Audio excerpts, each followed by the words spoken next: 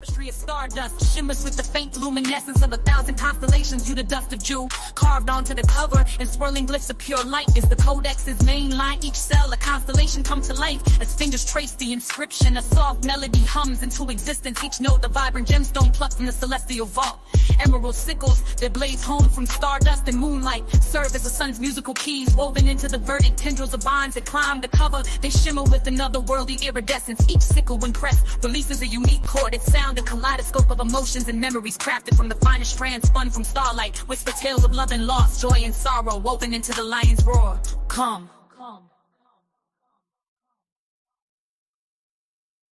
Bathed in the ethereal glow of a celestial sunrise, the never cast 16 with 7 billion loving light codex emerges, whispering secrets of the universe. Hovercrafted from a living tapestry of stardust, shimmers with the faint luminescence of 1,000 constellations. You the dust of jewel carved onto the cover, and swirling glyphs of pure light is the codex's main line. Each cell a constellation come to life as fingers trace the inscription. A soft melody hums into existence, each note a vibrant gemstone plucked from the celestial vault.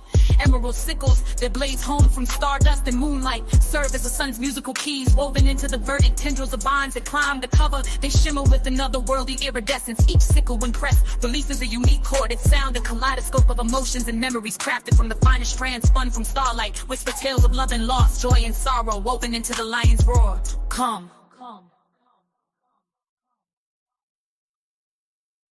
Bathed in the ethereal glow of a celestial sunrise, the never cast 16 with 7 billion loving light codex emerges, whispering secrets of the universe. Hovercrafted from a living tapestry of stardust, shimmers with the faint luminescence of 1,000 constellations. You the dust of jewel carved onto the cover, and swirling glyphs of pure light is the codex's main line. Each cell a constellation come to life as fingers trace the inscription. A soft melody hums into existence, each note a vibrant gemstone plucked from the celestial vault.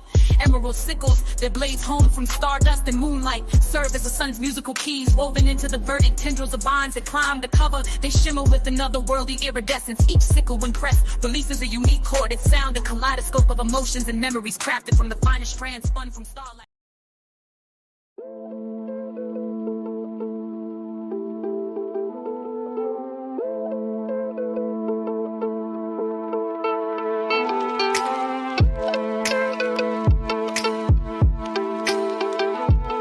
Happy new every day. Every day's a new, huh?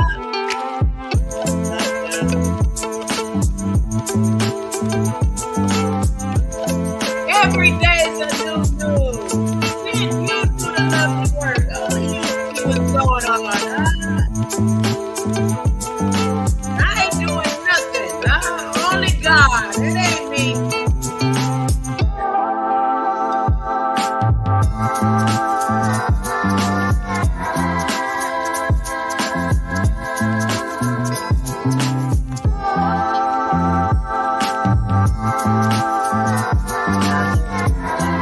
Greater life to you.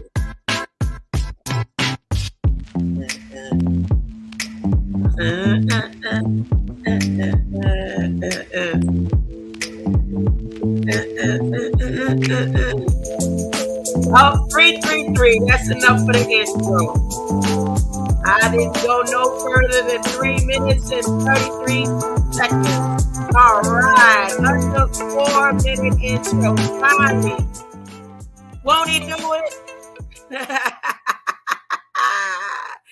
Greater light, the one and all, great light, greater love.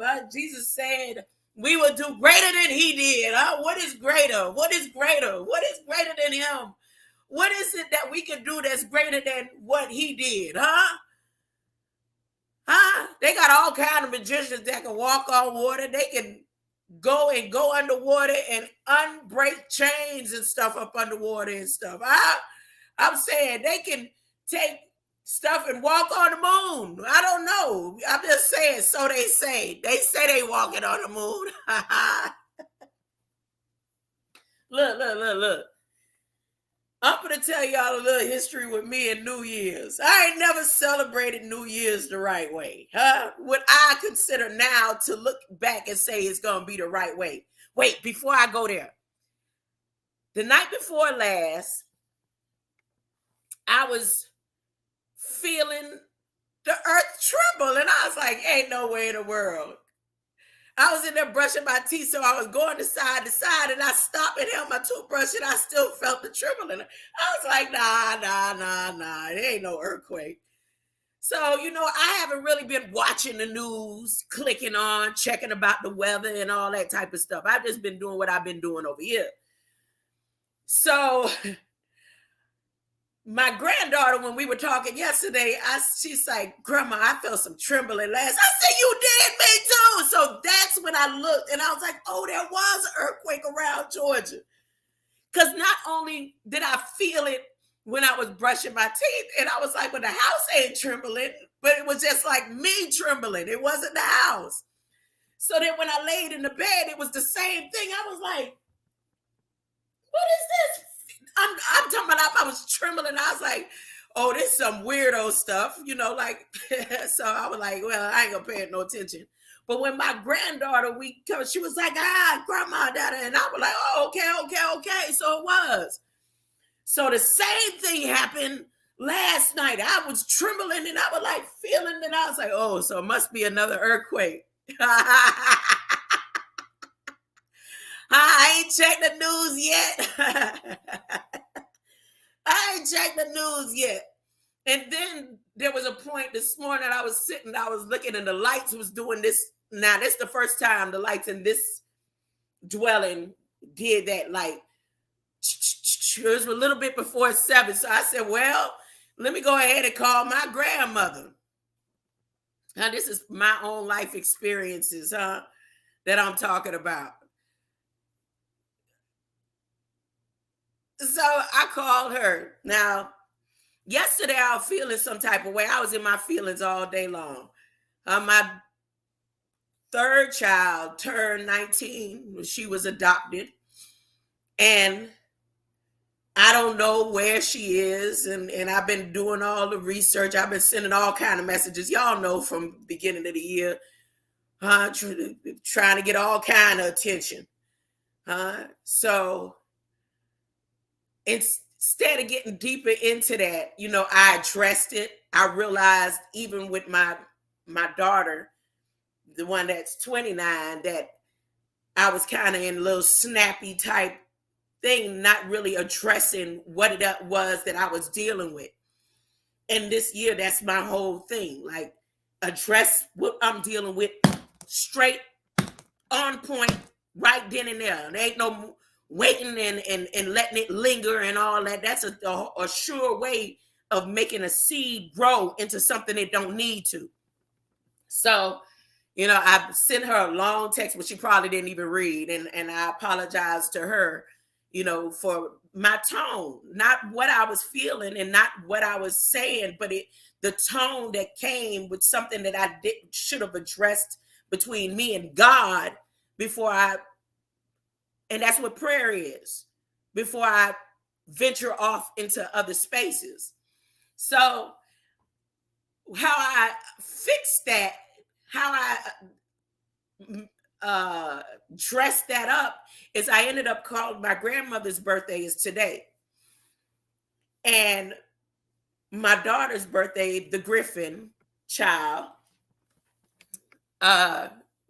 was yesterday. So I called my grandmother yesterday to weave into her today, because of course we don't know the exact time and date that it is. No man does. No man knows exactly what time and date it is, except for what people have told us, except for like what your mama told you. Your mama could tell you you was born this day. You don't really have no fact or proof except for what she told you. Unless you go and travel into your DNA and memories and stuff start unlocking, codexes and stuff start unlocking. So I called her and I started singing to her, and I did it in a way that had her so tickled. And then this morning, when that little triggering was going on in the light and I felt the little trembling, I said, well, let me call her again, because I already know the way she practices that. By the sunrise, she's looking at the sun and praying by sunrise. So it wasn't nothing for me to call her knowing that, okay, she's awake. I'm not disrupting any sleep at 7 in the morning when the lights here trembling and the little thing from the fan. Y'all know the little ceiling fan that I do the song for the palms with, have it up there, the little thing going back and forth, and the little trembling that was going on the earth. Anyways, that's how I handled and dealt with those emotions yesterday. Now, as far as New Year's, now back to the celebration with New Year's. Like when I speak to my mama, she was like, well, you know, we don't celebrate that Hoppin' John, all that stuff. I didn't even know about it, including my grandma, until we got to Georgia. Now, my stepfather's mother and my great-great-grandmother on his side before she died and stuff, they had traditions that they brought from Georgia that we knew about, we heard about, but we didn't really see them practicing it, except for maybe the black eyed peas or Hoppin' John and making the cornmeal, eating big on a New Year. But as far as my grandmother and my mother, the way they celebrated, their celebration was going into prayer at midnight, before midnight, and praying until their knees got tired to bring in the new year. And then it ain't no cleaning and doing nothing, no cleaning, no cooking, none of that on no New Year's Day. As a matter of fact, at a point when my mother separated from her, it ain't even no eating no big food and all that. It's all about concentrating on God and what your New Year's is going to be about. And that's when the fasting began. But me and my rebellion, I didn't even try to celebrate like that. Let me give you 2 examples. So one of my dear friend for life in my heart, she's my friend for life. And every other chance that she comes into my memory, I sometimes regret. There's a lot of people that I've led down roads that I shouldn't have led them down. That means as grown people have a choice and a decision, and they can. But when you have somebody that is it's like the dope man. The dope man, he has a lot of responsibility for lives on their hands. All the lives that they help either destroy, kill, by handing them. Say, look, here you go. Yeah, you could get this, you could get that. It's the same thing with even spiritual ramifications. So anyways, when 1999 was going into 2000 and they had the Y2K scare and all that type of stuff, and her mama is one of those that know you on your knees. Now she did the cooking, she did both part, but it on your knees in the house, ain't no outside, all that stuff, Not only that, in certain areas, if it's a bunch of shooting, a lot of times they'll have the shooting going up in the air, but that was the time gangs gonna take each other out. So you got a squad going on with somebody, that's the perfect time to take somebody out. Because if the longest they hearing the gunshots at 12 midnight, they don't know if gunshots is hurting somebody, going in the direction of somebody, or going up in the air. So her mama was like, yeah, nah, y'all ain't. Me, I was like, nah. If God coming, it's 2000. I want to be outside. I want to be the first one to see him coming. In the world for the end, I want to be out there looking. I don't want to be caught up in no house. I don't believe it's going to be a transition like that anyway. God ain't ready to talk to me and tell me why. When this is in 2000. 1999, why I went through what I went through in 1992. I don't think he's ready for that. To do no explanations to me. So I'm going outside, on the knees praying about what, If God want to right now, talk to me straight, direct. Then Like one year I was with my sister and they church and went to their church and was praying. And this is when I would play in church. Huh? I'm sitting there because I already at that point had my no, I hadn't. Anyways, I was on my knees. As a matter of fact, I didn't even get on my knees because that's something I had stopped doing too. I was sitting in the chair and my niece and nephew then was on their knees and I was like getting their attention, playing little peekaboo games with them.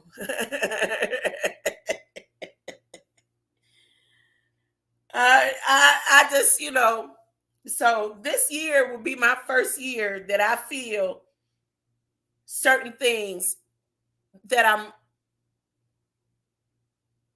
I don't want to say prone. The word isn't prone, and it isn't obligated. It's just feeling natural to do it.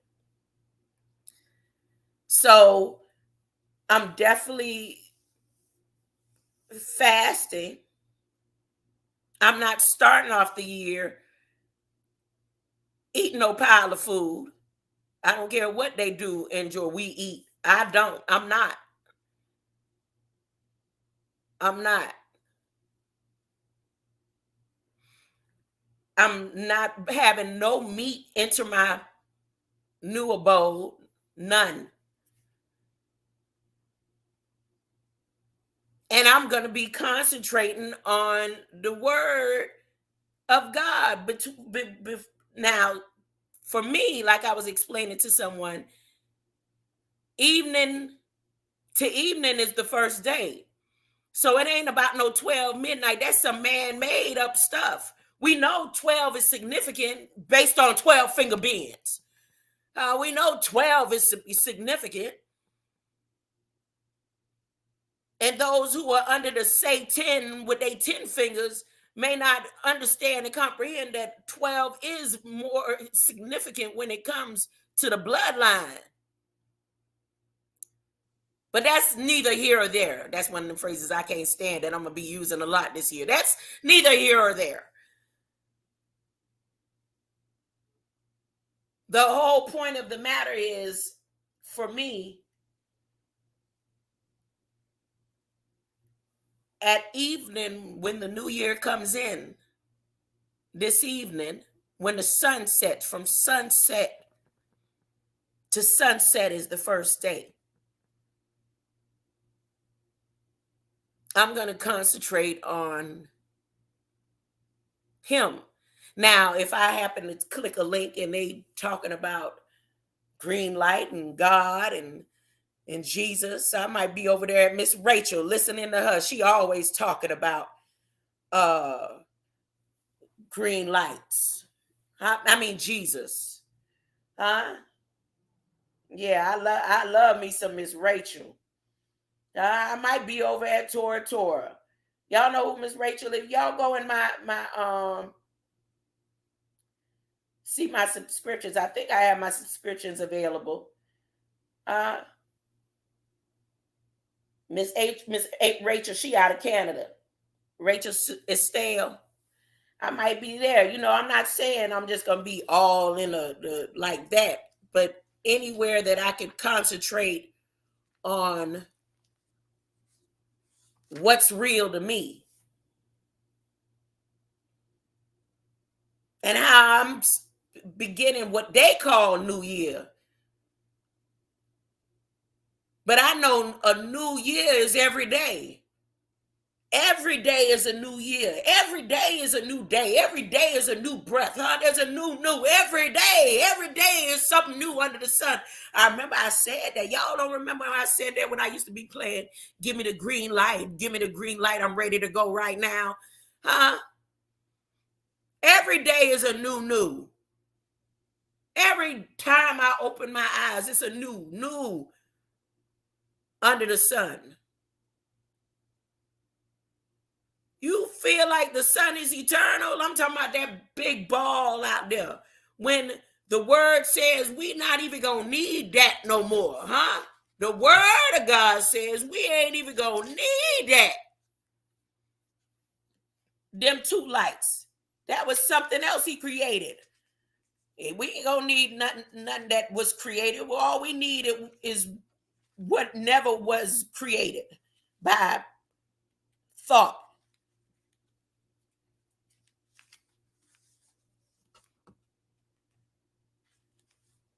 Moving into the marvelous light. Huh? Anyways, so that's my experience and my stories about what's going on for the day. Ain't no meat, no more meat. I'm done. That's it. And when I mean meat, I mean flesh. I like I told a particular being today. I was like, yeah, after the fast, I will, go into the fish. I will. Maybe not. It ain't like it's hard for me. I've been a vegetarian before. That's not hard. Ooh, I don't know why I made this commitment. Jesus had a lot to say in red, huh? Jesus had a lot to say in red. Look. I call myself, well, I'll just take my time. This will just be hours upon hours. I don't have anything to do but sit here and read, huh? Read what's in red. I said I'm not going to read today. I wanted to read everything that Jesus said, everything that's in red.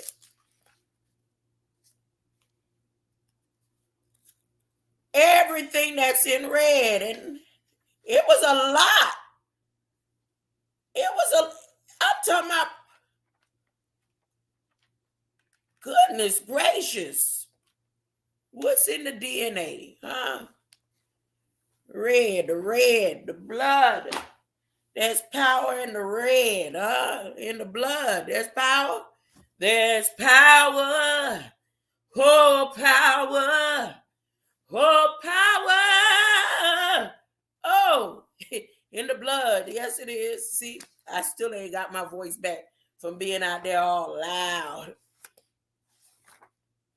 Wearing red and singing all loud. In the name of Jesus, there's power in the blood. Power in the name of Jesus.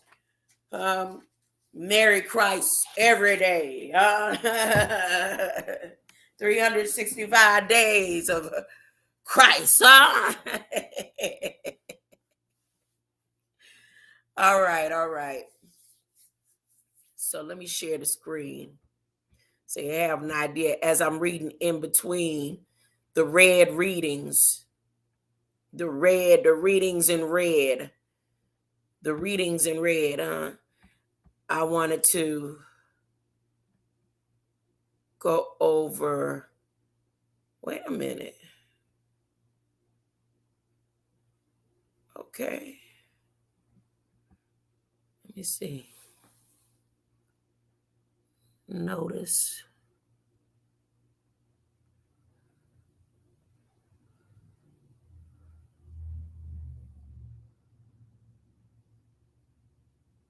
Okay, here. So I'm going to share the screen right here because I'm going back to this where even the Air Force and the Department of Defense know the importance of the DNA. Right?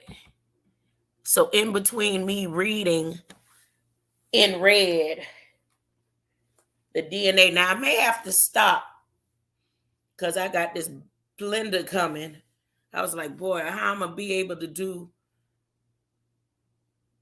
just the veggie, fruit, and water without a blender? I mean, I could easily eat the fruits, but I want to just smoothie them on up. Huh? Yep. Mm-hmm. No, they say got nothing to do with Smoothie Kings and all that. Nothing like that, huh? This is a personal yes, huh? Between the Most High and I, huh?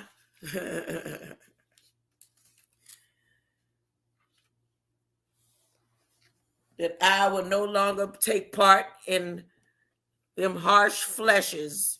Uh, and I'm starting today. Today. Huh? Yeah, that's right. Today. So am I sharing the screen? Yes. Yes. There we go. Okay, that screen is there available.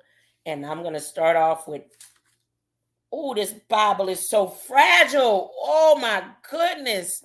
I'm talking about I found another old Bible, right? And with these older Bibles, what I've been doing is connecting the back, the maps and stuff. And the person said to me earlier, they said, I know you got more than one Bible. And I'm like, yeah. But the thing is, some of these Bibles I'm collecting, they're like,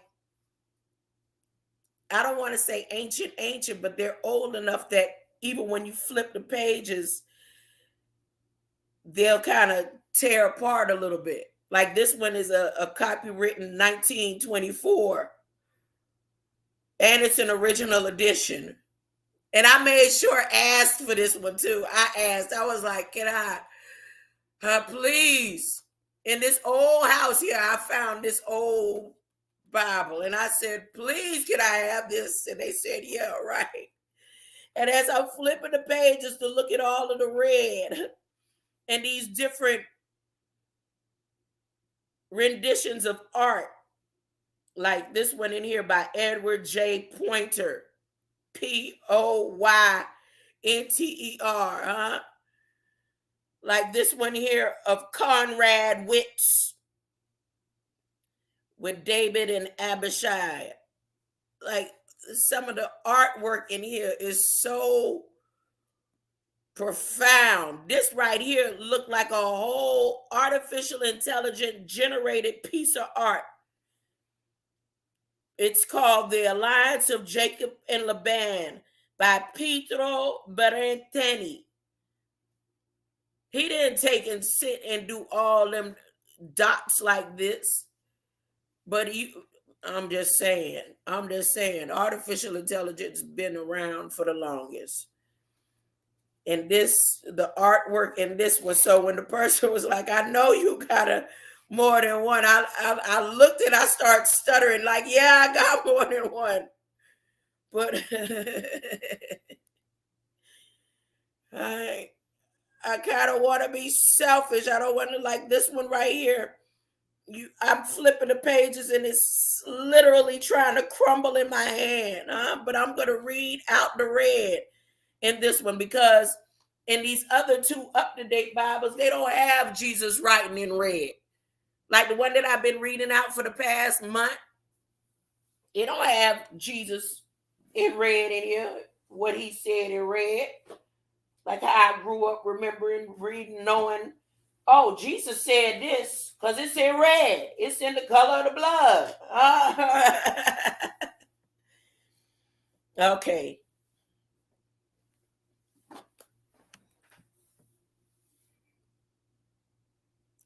With all the words recorded therein as having been spoken by our Lord, printed in red. Printed in red. Now, I got some things and questions about this side of the earth later on.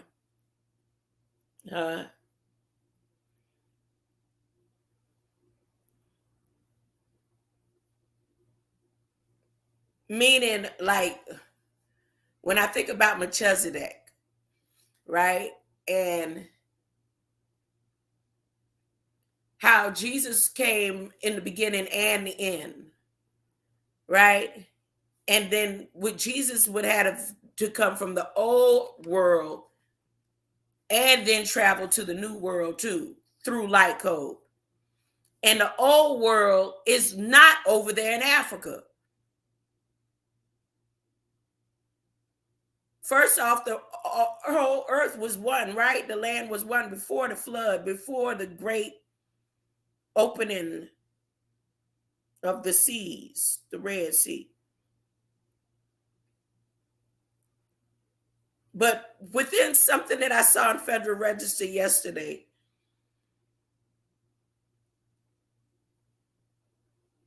even down to the places of Africa that was attached, like when you take the map, like if you take the water out of the middle of the Atlantic and take all the pieces and put them back together, and all those pieces that was Africa and South America together before it actually separated, and then it separated, but people still survived.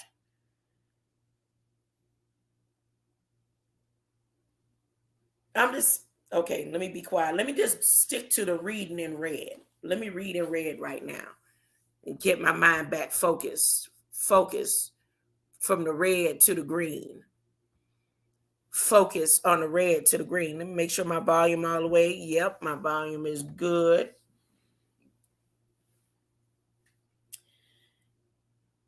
Suffer it lo be so now. What? Suffer it, to be so now. For thus it becometh us to fulfill all righteousness. This is the first words. Oh my goodness, dog, this Bible ripping. I went to go turn the page back. It already ripped. Oh goodness. Now see the pieces that rip off. Let me see. The piece that just ripped off right here says, notwithstanding being a dream, he turned aside of Galilee. That's what just ripped off.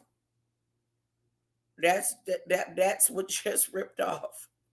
And on the other side it said, when we have found, search diligently for the end, when we have found,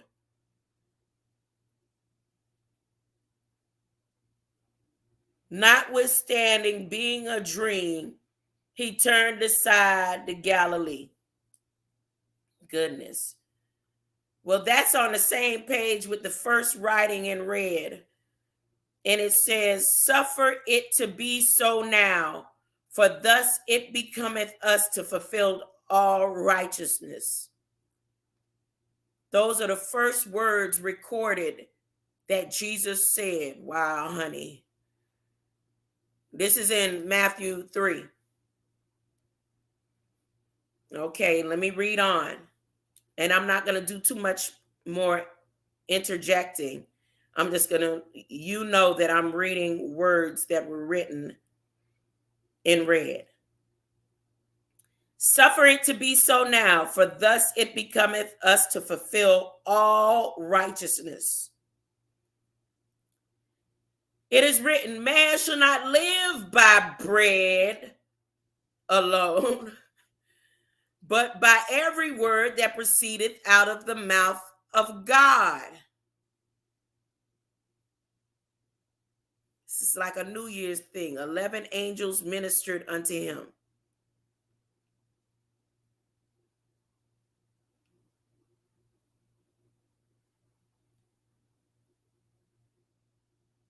What? Okay. It is written again, thou should not tempt the Lord thy God. Get thee hence, Satan.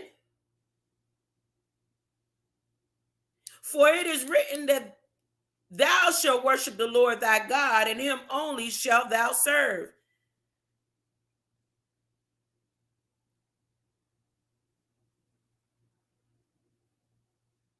So here even Satan is supposed to worship God?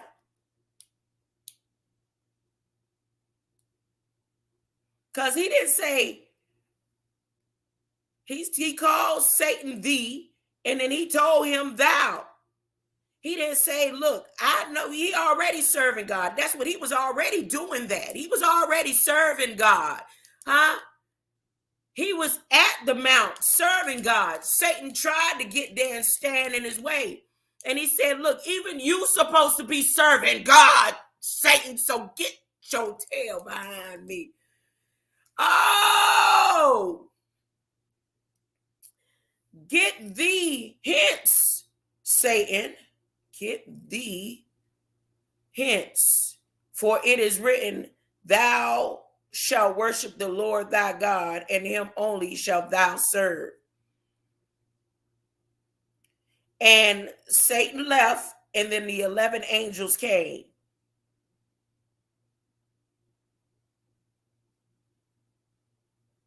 And then he had to go get John out of prison. And they had to go to the land where the Nephilims were.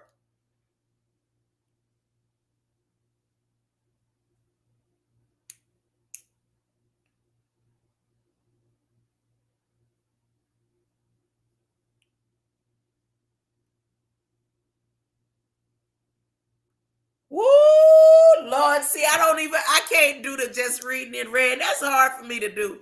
But let me keep doing it. Get thee hence, Satan, for it is written, thou shalt worship the Lord thy God, and him shalt thou serve. Repent, for the kingdom of heaven is at hand. Follow me, and I will make you fishers of men. Blessed are the poor in spirit, for theirs is the kingdom of heaven. Blessed are they that mourn, for they shall be comforted. Blessed are the meek, for they shall inherit the earth. Blessed are they which do hunger and thirst after righteousness, for they shall be filled. Blessed are the merciful, for they shall obtain mercy. Thank you, Grammy. I'm thinking about my grandmother right now, again today on her birthday, because this is one of the first things that she demanded that we memorize, the Beatitudes. Get your attitude together,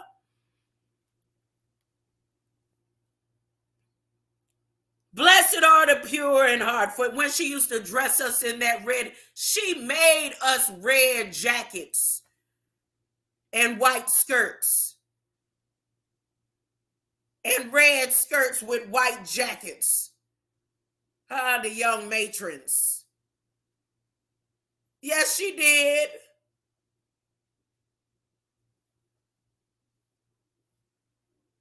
Blessed are the pure in heart, for they shall see God. Blessed are the peacemakers, for they shall be called the children of God. Some would say, like, I'll be laughing, and it don't be that I'm laughing when people talking and lying on me or saying things, and I'm laughing like it's okay. I'm laughing to keep my mind at peace. I'm laughing within my soul between me and Jesus. That's what I learned to do. Instead of crying every time somebody lied on me, I don't understand, and all that bull crap. If I just say thank you and smile and keep it moving, it's hard sometimes. It's hard. Yeah, it is not that it's easy. It's hard. You gotta have some angels and minister to you. To keep you from jumping off the mountain, sometimes. But when you making peace within your heart, you was a child of God, because when you don't attack the way they want you to, or get triggered the way they attempt to, or get off the road that God has ordered your steps, and you say, well, I'm going to keep moving, and they're going to keep lying. They're going to keep exaggerating. They'll never tell. Those the ones that don't have peace, you can tell. Now, I'm not supposed to be doing that. I'm just supposed to be reading the red. Read the red, Abigail, and be quiet. Blessed are the pure in heart, for they shall see God. Blessed are the peacemakers, for they shall be called the children of God. Blessed are they which are, my favorite one, blessed are they which are persecuted for righteousness' sake, for theirs is the kingdom of heaven. Blessed are ye when men shall revile you and persecute you, and shall say all manners of evil against you falsely for my sake. Rejoice and be exceedingly glad, for great is your reward in heaven. For so persecuted they the prophets which were before you. Ye are the salt of the earth, but if the salt has lost its savior, wherewith shall it be salted? It is thenceforth good for nothing but to be cast out and trodden under the foot of men. Ye are the light of the world. A city that is set on a hill cannot be hid. Neither do men light a candle and put it under a bushel, but on a candlestick, and it giveth light unto all that are in the house. Boy, light. I wonder how many times is light in this light? How many times is light in this red, that I'm reading red right here. Let your light so shine before men that they may see your good works and glorify your Father which is in heaven. Think not that I am come to destroy the law. Melchizedek didn't come to destroy the law. Jesus definitely didn't come to destroy the law of the prophets. He said it out of his own red line of Judah DNA. He said, think not that I have come to destroy the law of the prophets. I am not come to destroy, but to fulfill. For verily I say unto you, till heaven and earth shall pass away, one jot or one title shall in no wise pass from the law till all be fulfilled. Now, see, this is the part where people mess up. They say, well, not one jot or title can be removed from the law. That's not what it said. Jesus said, he said it just like this. He said like this. That's Cicely Tyson. I say like this. He said like this. He said, not one jot or title shall be moved from the law until all is fulfilled. They forget that part.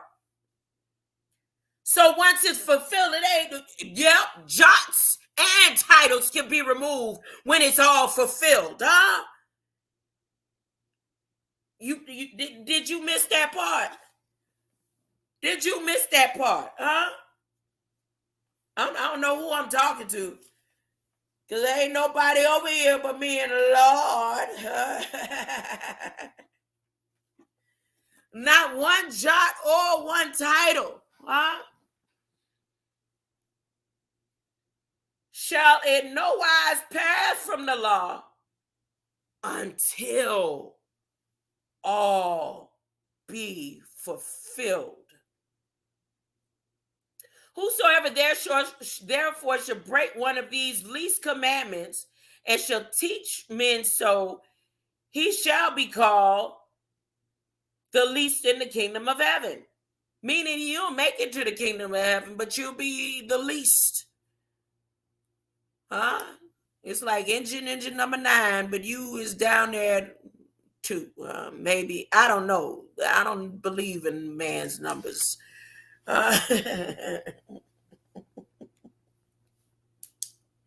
I'm just saying. Whosoever shall teach them shall be called, but whosoever shall do and teach them, the same shall be called great in the kingdom of heaven. For I say unto you that except your righteousness shall exceed the righteousness of the scribes and Pharisees, you shall in no case enter into the kingdom of heaven. Now, let me read that real slow. For I say unto you that except your righteousness shall exceed the righteousness of the scribes and the Pharisees, you shall in no case enter into the kingdom of heaven. Jesus said this. Ooh,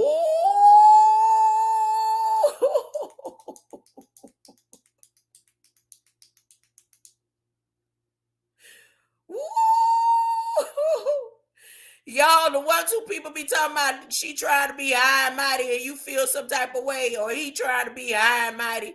You ain't all righteous, huh? And all that. And you be trying to humble down and get lowly and stuff and say, nah, I ain't going to be like that. Listen, Jesus said it. Jesus said, except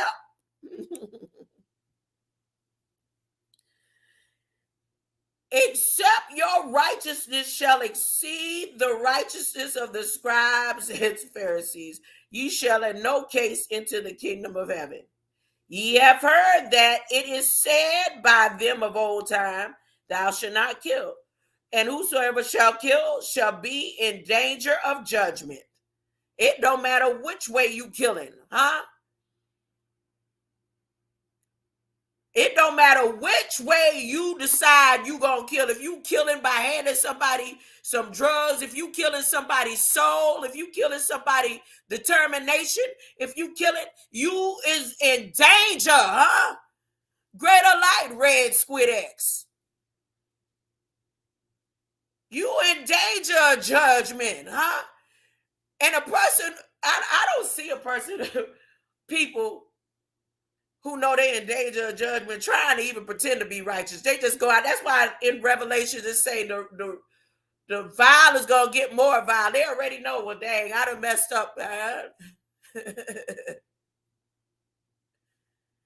I'm just saying, it say right here, Jesus said, he said, not only that your righteousness got to exceed the scribes and the Pharisees, because, you know, the scribes and the Pharisees was on some bull crap. Yeah, y'all don't remember the scribes and Pharisees is the same ones that kept trying to kill all the Christians that they could find, including when Paul transitioned.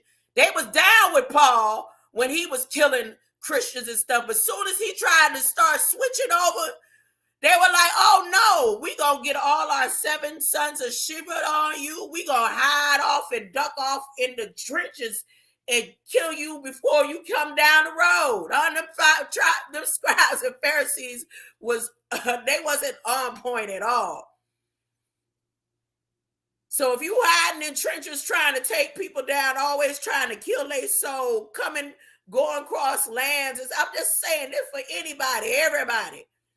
You in danger of judgment. You got to be different than the Pharisees and the scribes.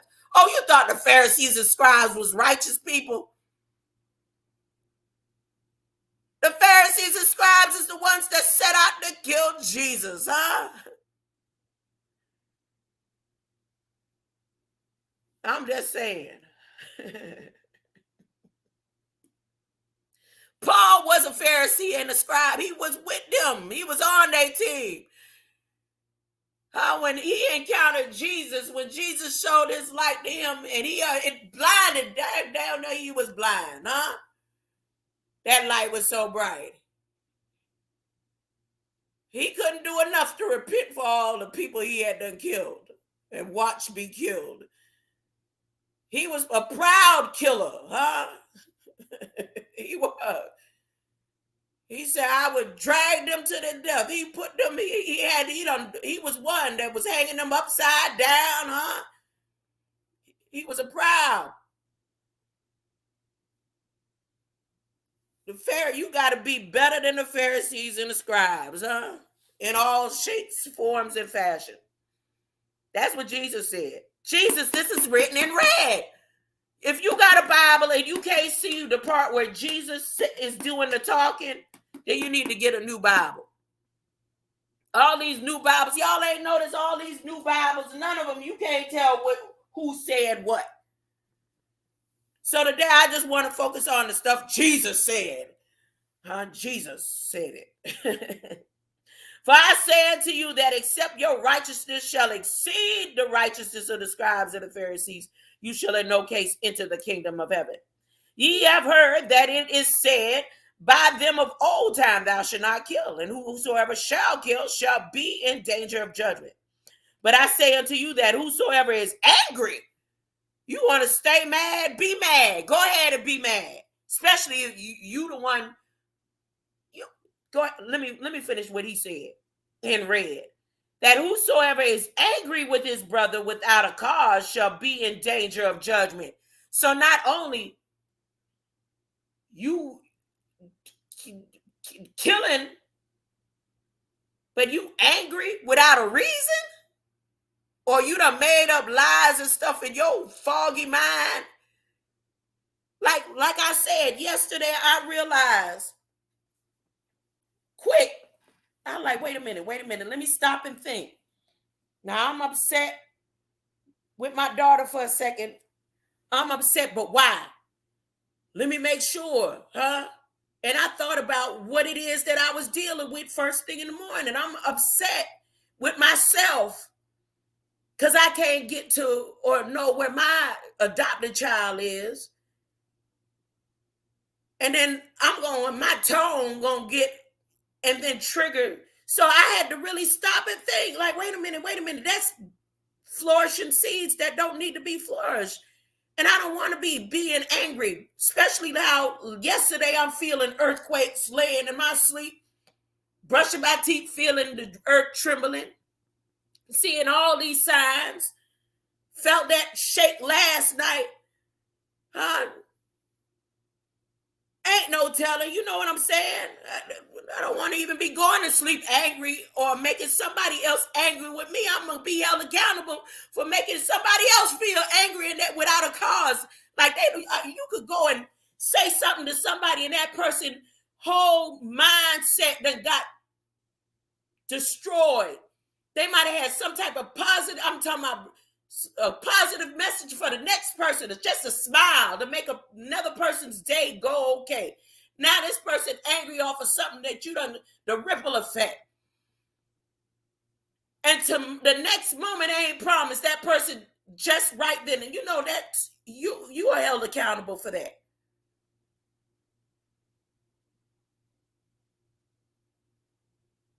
I'm just saying. That's the way I perceive this writing in red right here. Let me stop talking, Abigail. Let Jesus in red talk.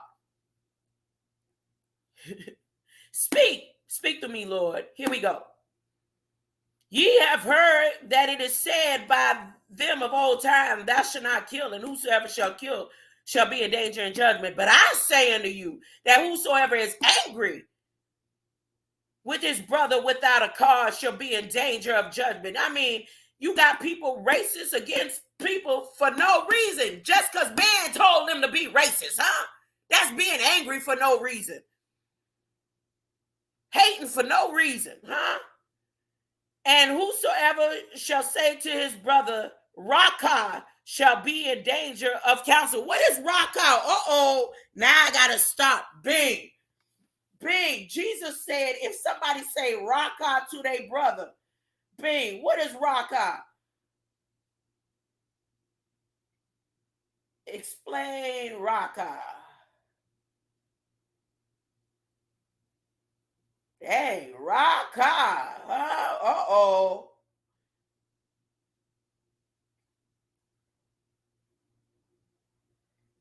Oh! You mean to tell me if you calling people names, calling them stupid and ignorant and all that, good for nothing, just making somebody feel bad about their self-esteem, dragging their self-esteem, you can be held accountable according to Jesus? Wait a minute. This Raka, I never paid attention to, because this ain't in these other Bibles. See, that was Matthew. This that old Bible that keep crumpling up in my hand. Matthew 5. Does it say it in this Bible right here? Matthew 5. Of course, this Bible don't have nothing in red. It don't say Jesus said this. Jesus said it ain't in red. And let me see, does it use the word Raka? 21. That was 20. 22. Nope.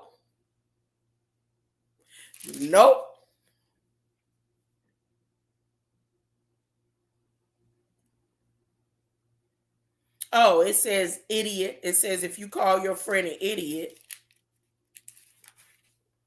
you're in danger of being brought before the court. And if you curse him, you are in danger of fire as hell. Dang. Now I know why my grandma had us. See, I remember all the way up when my grandmother, I wonder how much my sister remembered. I can remember only up to 15, but I know for a fact we had to learn this whole number 5, the 5th chapter. We had to learn this whole thing. But I don't remember all this other stuff didn't really resonate with me past 12. Rejoice and be exceedingly glad, for great is your reward in heaven. For so persecuted they the prophets which were before you.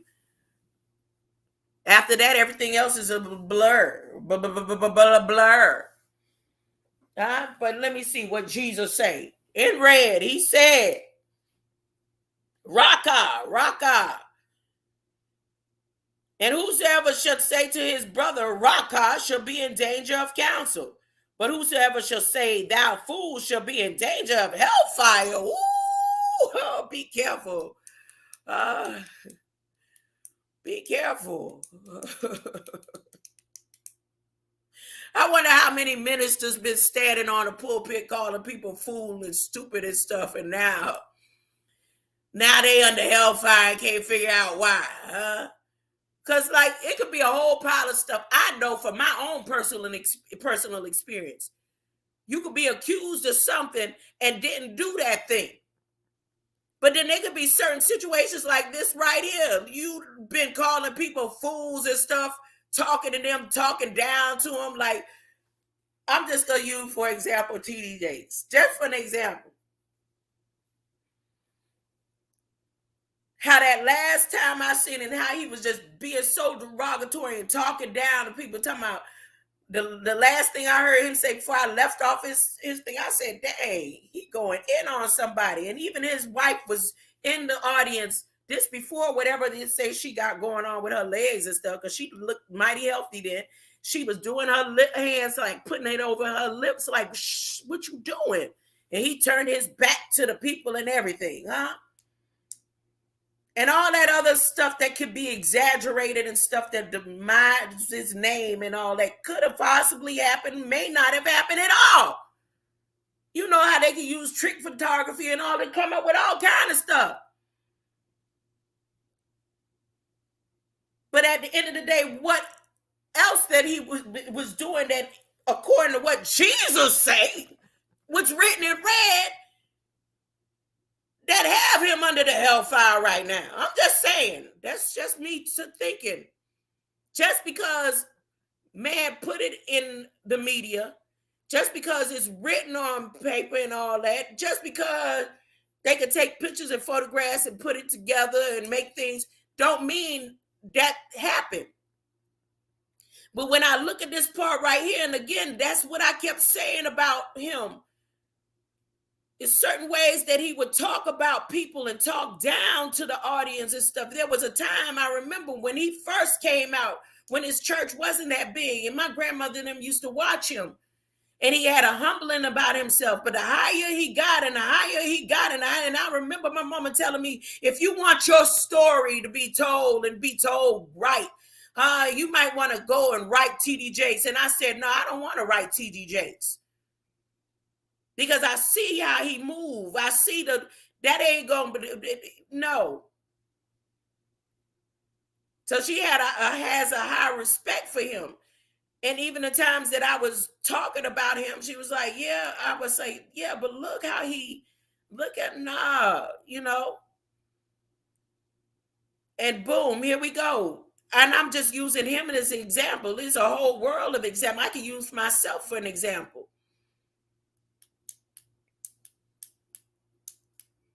So every time I feel some type of way and I get mad and I retaliate, I'm putting myself in a danger of judgment and hellfire, according to Jesus. It's a process, huh? You know how the process takes, they say 21 days and all that. But we could change thought process in the twinkling of an eye. It don't have to be a whole 20 and 30 days. That's how much we have control over the power of our own blood and our own mind. It don't have to be such a hard process when love can make it easy. There's a song that they sing at our church. They're probably singing it today. Love, the love of God makes it easy. The love of God makes healing easy. You don't notice that people who have a lot of hate and hatred are sickly. It's hard for them to heal. You have a lot of bitterness and things you can't let go. It's hard to heal. And I can say that with my own body.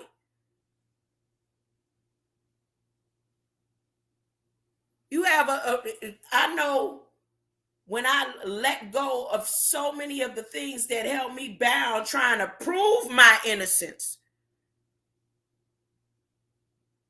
Trying to prove something, all it did was make me hate and make things even more bitter. But when I let go and just said, well, let me try this. Let me just love. I don't have no understanding of it. Only God understands it.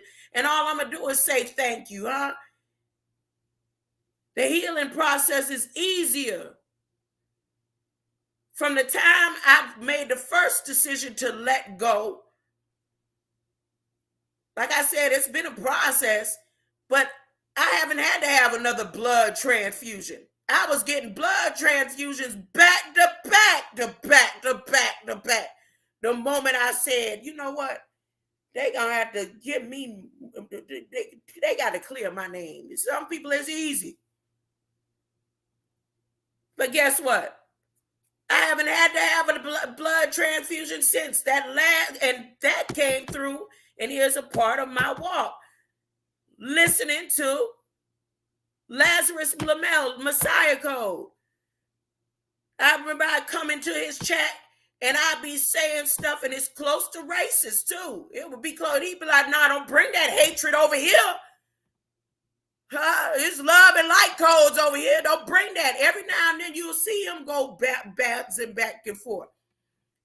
And then the man ain't even know me. He said, you go write your doctor. If you need blood, you don't have to go get no weird, strange blood from nobody else, huh?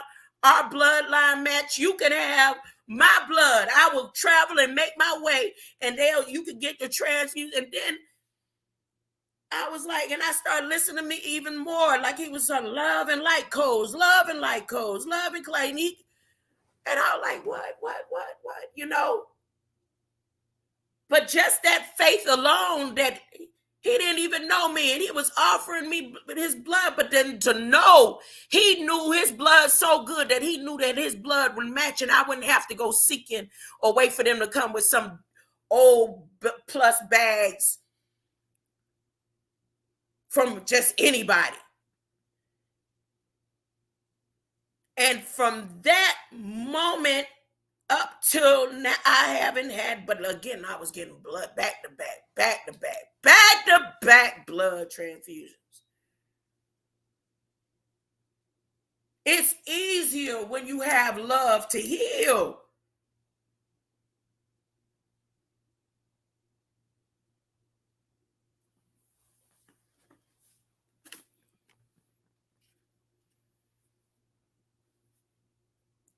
Let me read what's in red. Oh, can a dummy greater light to you? Can a dummy greater light? All right. So back at 20 hellfire.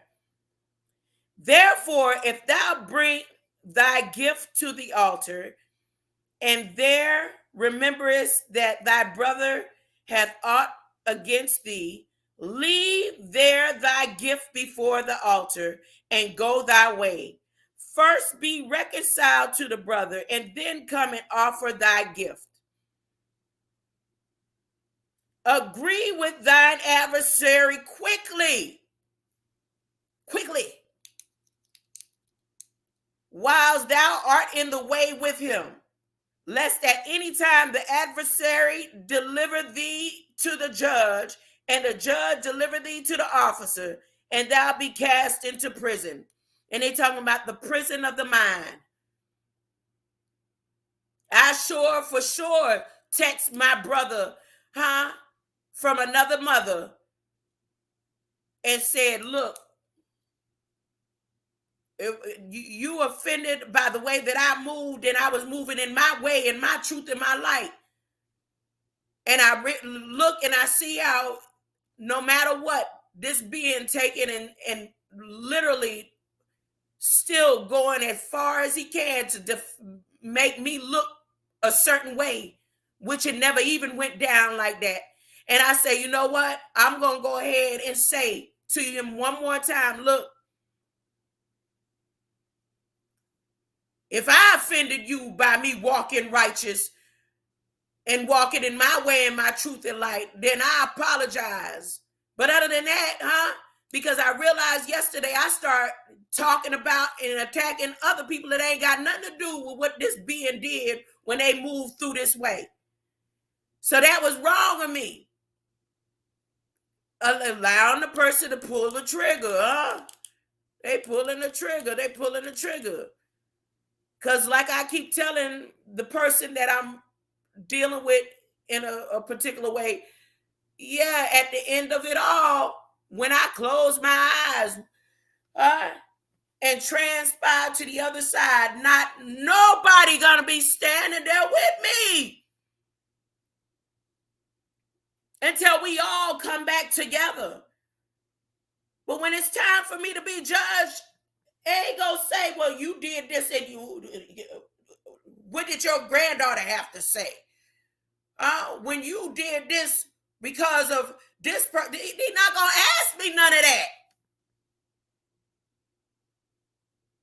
I truly believe that. That's what I stand on. I believe when it's time that I'm gonna be judged, that I'm gonna be standing there, and there is gonna be a side screen and a side show going on. Say, yeah, you remember this, and that. That's why I say it might take 1,000 years, because I got questions.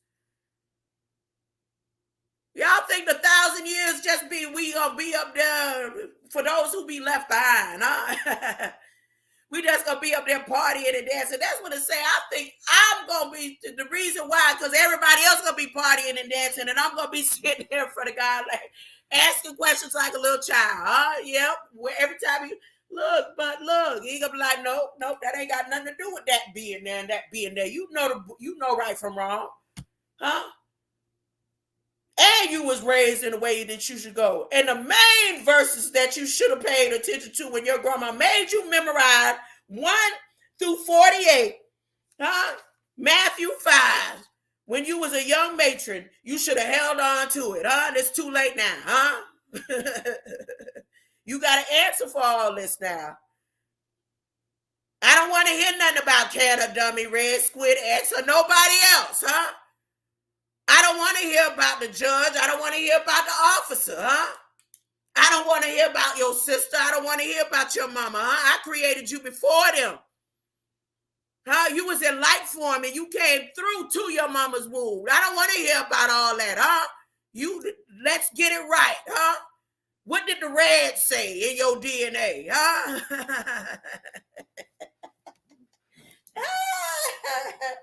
So now, here, let me go. Let me keep reading. Be quiet, Abigail. Read, be quiet. Leave there thy gift before the altar, go thy way.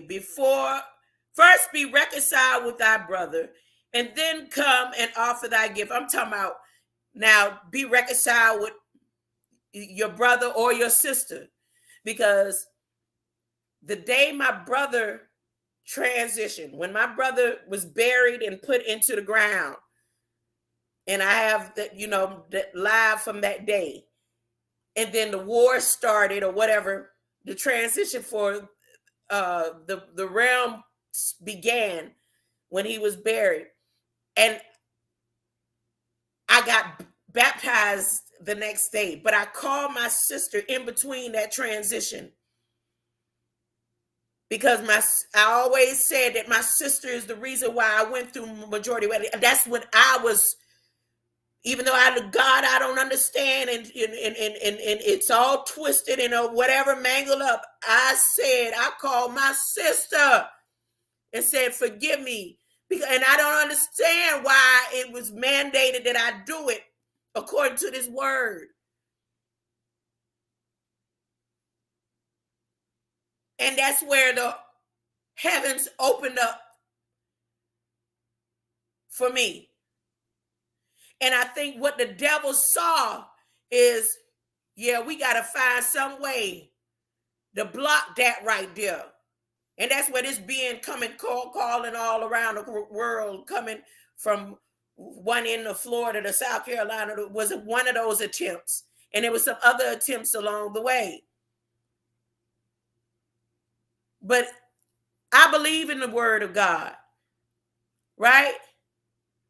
And just as the angels came, 11 angels came to assist, they do it today.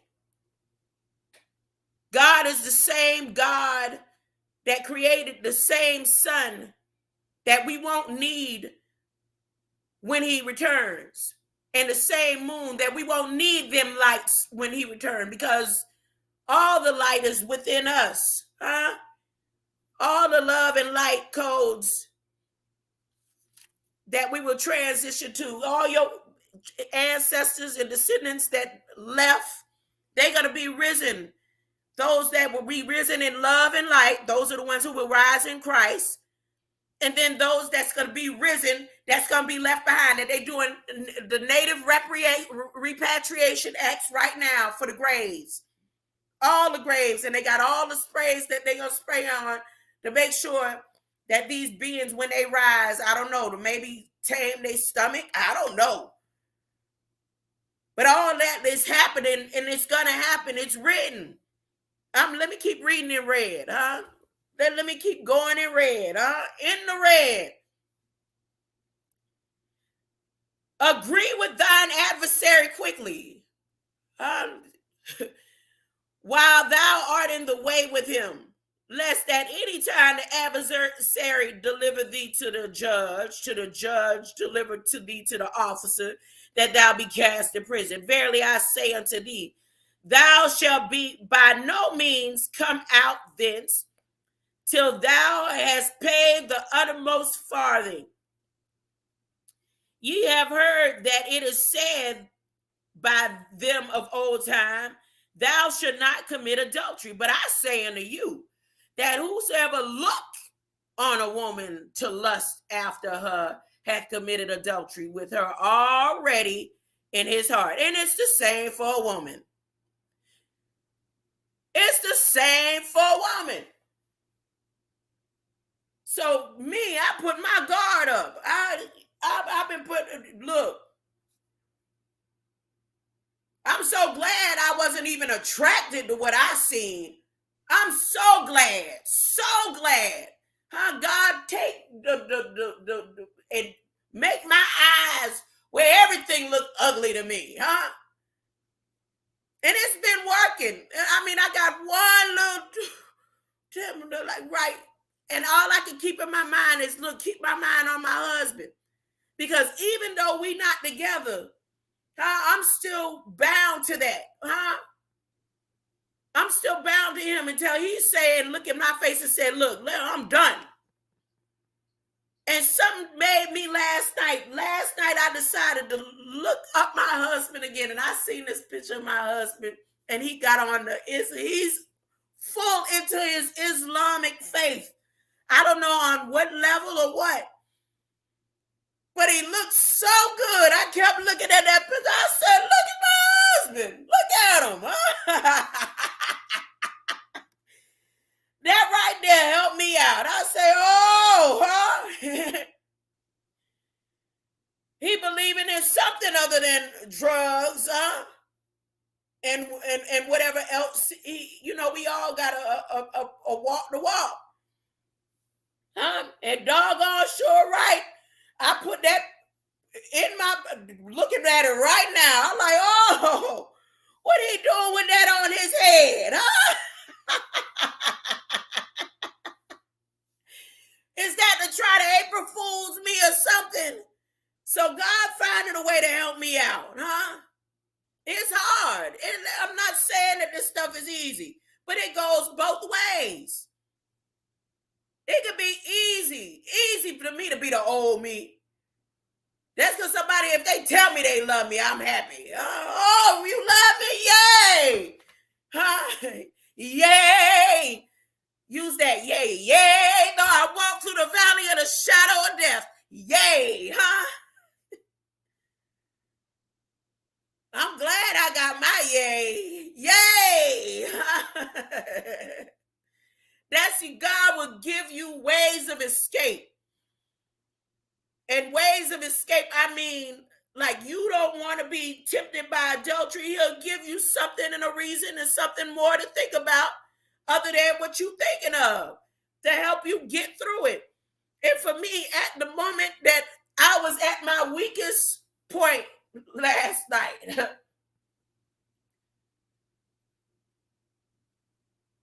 I like, boy, that brother, he around the corner, around the way. Oh, and he got the type of mind, and he can talk intellectually, and he can deal with my mouth. Calm, cool, and collected. Something ain't right, huh? No, as I'm thinking, I'm like, ooh, Lord, no, God, come on now. Huh? Keep me on the right path. Keep me on the right path. I don't want to fall victim to the flesh. And have my mind going doing. So as he said, look, go look for a picture of your husband. Go look for a picture of your husband. And doggone it, my husband looking good, huh? And his beard turning white. I'm talking about, because I love me some salt and pepper. I love me some salt. I'm talking about his beard almost fully white, huh? Woo! Woo! Anyway, so that verse right there go for man and women. You wasn't just talking to the men. Talking about married women who want to be whores and sluts. Let's keep it real. The devil does all types of things, and people fall way and victim to it. But if you put love, the right love, the love of God, he'll always come through with some type of plan to help you overcome your struggle. Huh? Now it's up to you to say, I don't want to take that. I don't want to do it like that. Huh? But you ain't going to have no excuse when them days come, when the final, when the time draws, prepare ye the way of the Lord. Huh?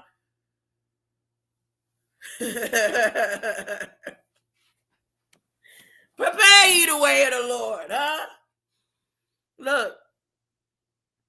But I say unto you that whosoever looketh on a woman to lust after her have committed adultery with her already in her heart, in his heart. Same for the woman.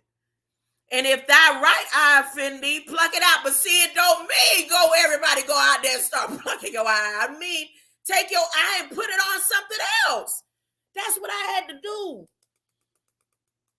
That's what I had to do. I like, look, God, because the devil know what I like. Even my best friend said that. She said, you know, around that age, 36, 30, you know, I ain't even mentioned to her about somebody from the community, because that ain't my type. It was something else.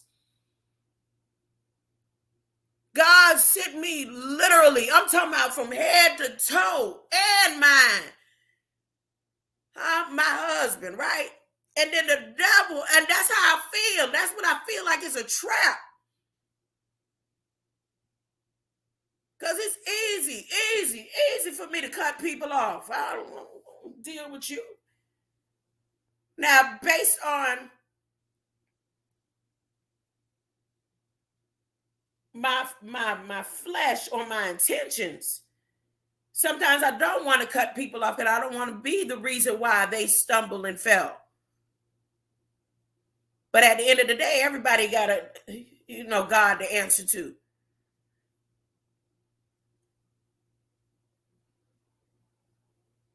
But it just seemed like a trap. That this being that is right around the corner, literally blocks away, from head to toe, and in his mind and the way he speaks, and can take my mouth. Am I slick and high like to ramble on and on and on and on and on? What? Oh, nah, yeah, let me pluck out my eye. Pluck my eye out and download this picture of my husband. Huh? Here we go. And keep your mind on that. He might be out there doing whatever. He might not. If God can change you, he can change him too. And whatever the title of that thing the Muslims wear on their head, to see him believing in something other than all that other mess, just look good to me. Oh, back at it. My life experiences. All right. So if your right eye offend thee, pluck it out and cast it from thee. For it profited for thee that one of thy members should perish, and not that the whole body should be cast into hell. And I, in ignorance, I said that. I was like, well, our bodies, this stuff not made to be taken apart. But the essence of whatever that organ is that is moved can be transformed also into light. Meaning, you know how they show you where something could get cut off and the light form of that is still there? Okay, like for example, what I mean, the appendix is vital to our body. But if the appendix gets swollen up and about to explode it needs to come out, or the whole body, the whole system gets shut down and could die, right? Septic or whatever. But in love and light, the light code can make it as if that appendix, the functioning of that appendix is still there. Okay, let me give an example with my gallbladder. The last surgery that I had, because I've had so many surgeries, they done cut into me so many times. I always feel like most of it and majority of it had to do with experimenting.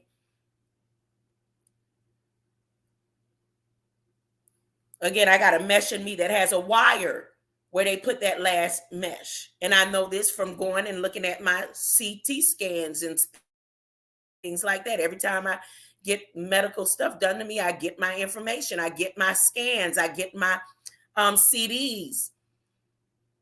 That's why I was able to show the little slit in the back of my skull. I don't know if that's a chip, but there is a light round image that's there in between a slit in my skull. I could just assume that that's a chip, but I've showed it. But again, down to my gallbladder, when my gallbladder was removed, my mother had already done told me, oh, you ain't gonna be able to eat this, and that. It's gonna do this to you. It's gonna do that. And she never had a gallbladder removed. That was just her going by her medical knowledge and other people that she knew that experienced when their gallbladder was removed. But I had already transitioned into love and light. So the healing process became different for me. Now, I did go through other stuff with my heart.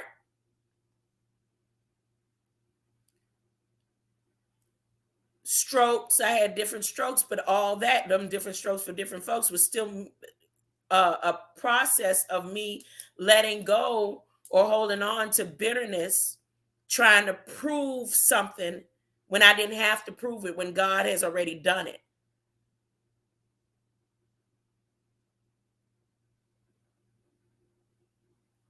But the gallbladder, the things that are certain uh effects that happen when the gallbladder is removed. I didn't go through that.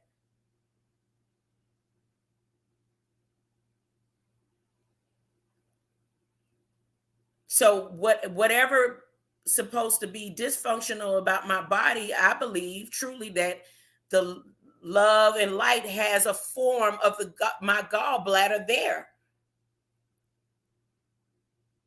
Whatever it is they decided to do with all them stones, whatever it is they plan to activate out there with all them stones, because that's another thing that I believe they do something with our gallstones, and that was confirmed when I was listening to YY Rabbi.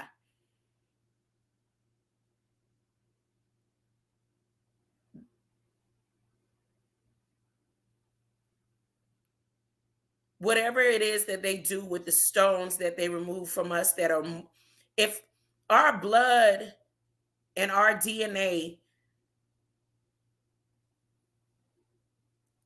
after years of mud fossiling and our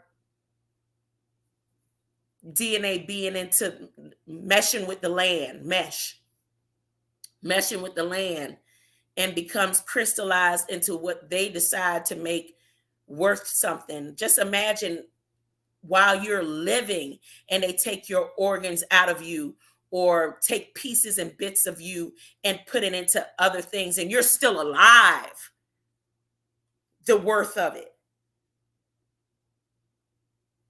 So each stone that came from my gall, whatever they used it or using it for, that light code, it's still it's still a etheric type energy that's connected. That's on up. Neither here or there. I'm supposed to be reading the red. How I get all the way out on that, I don't know, huh? Yeah, I have a mesh in me, can of dummy, because I had the 2 hernia repairs. I had 1 bowel obstruction from one of the hernia repairs.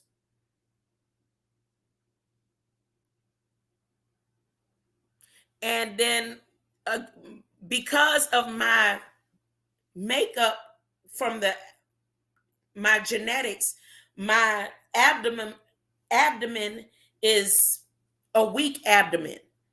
And that's been since my childhood, but I didn't learn more about it until way later in life, studying my DNA and my genes and my genetics. So my son, he had abdomen problems, and my abdominal and gastrointestinal circumstances. And the same thing with my 3rd child. Now my daughter, she's more built like her father, and their genes, their native genes. So my middle child, she doesn't have abdomen issues and abdominal issues. As a matter of fact, she was able to, when she was in college and she was working out every day, she was able to have a 6-pack. I can't get 6-packs. My muscles aren't like that. And then my 3rd child, she didn't even have stomach muscles at all. Like when she was born, you just see she clear through her. She didn't even have skin over her intestines. So she had omphalocele, and they had to create a whole mesh over her intestines and then add skin. And then she had her open heart surgery. So all those different things, because her heart was on the reverse to ours, where the man's heart is this way, her heart is the other way. So again, now that's neither here or there, but yes, this mesh is in the new mesh that they put in me, because the other one had got lodged into my intestine. So they put a new one in, and the new one, there's a wire on it.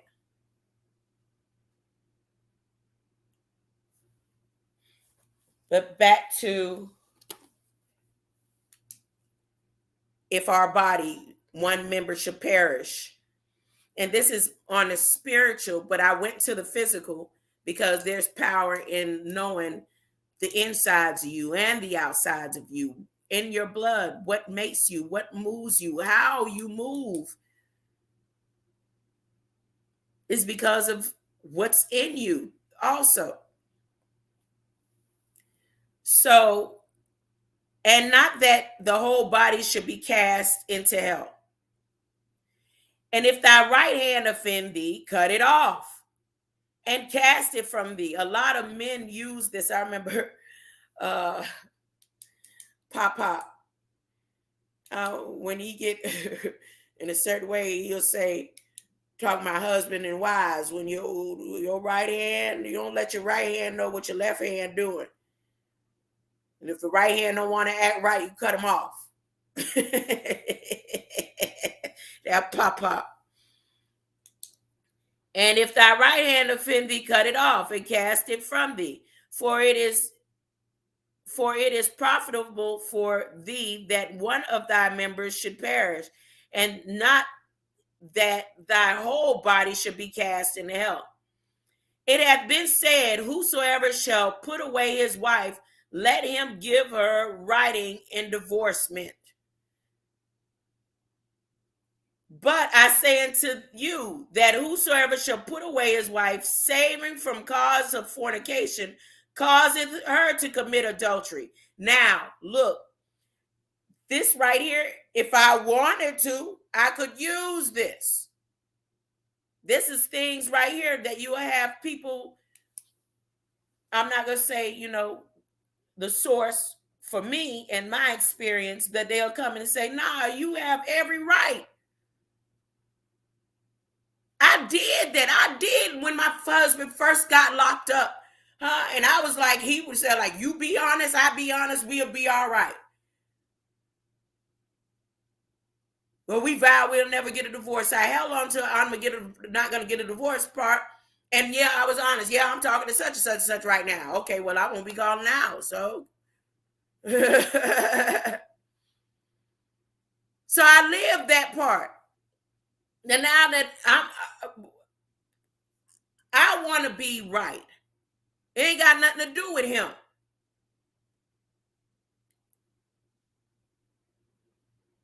So now I carry myself a particular way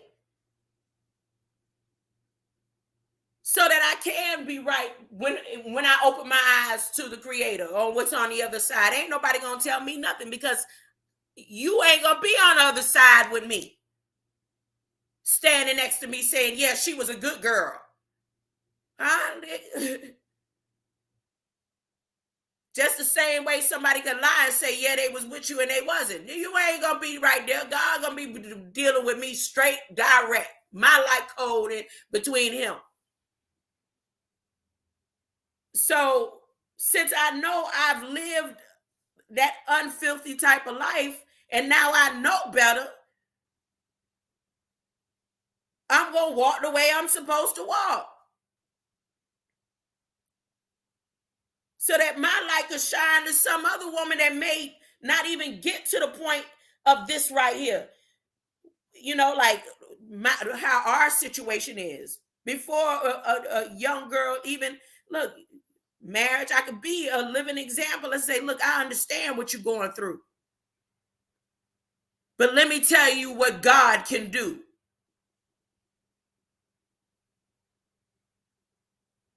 Let me tell you what true love is. When you love yourself enough to respect yourself enough that it ain't got nothing to do with nobody outside of you. It's between you and God.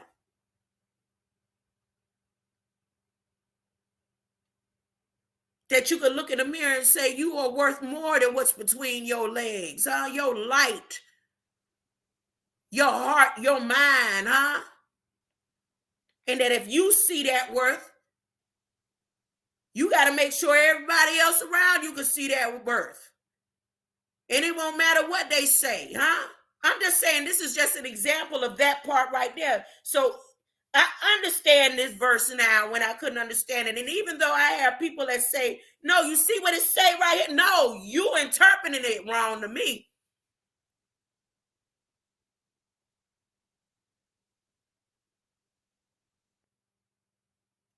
Because yeah, if you take and flip the script and take a man putting away and put the woman in there, it's the same thing. If I take and say, but I say unto you that whosoever shall put away her husband, saving for the cause of fornication, causes her husband to commit adultery. And for whosoever shall marry him that is divorced, committeth adultery too. I'm just saying, that's the way I see it.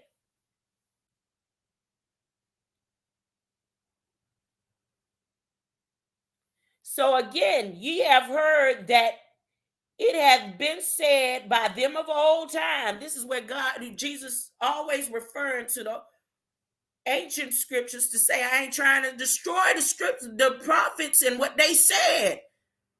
I didn't come here to tell y'all this and that is wrong and this and that. I'm just saying, I have to make sure you understand that part. This right here.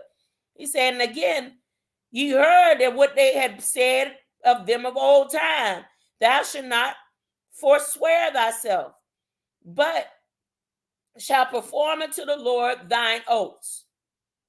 But I say unto you, swear not at all, neither by heaven, for it is God's throne, nor by earth, for it is his footstool, neither by Jerusalem, for it is the city of the great king. And y'all know who the great king is? Melchizedek. I did that in my own study last night. I did that in my own. So I say, well, who is the great king? What are they referring to when they say the great king? And I start going through reading the different scriptures that had to do with Melchizedek. And then they have something right now that they supposedly deciphering. It's called a brass something of David, where there's books about more books and information about Melchizedek that's supposed to, this scroll that they're opening up, all right, that came out of the Dead Sea, but it's made of brass and it's something else of David's own. I'm just saying that came out, popped out in the blue. And besides me reading with the papers in front of me physically, and then me going through artificial intelligence, seeing what more information I could find out about Melchizedek. Because in my love and light code pictures right here, you'll see Melchizedek's name run across some of these pictures where I put 16.7 billion love and light codex of Cod and Affair in here. And then you'll see other names throughout the structure that artificial intelligence created. So that's what made me question Melchizedek. And that's how I know who they're talking about when they say, for it is the city of the great king.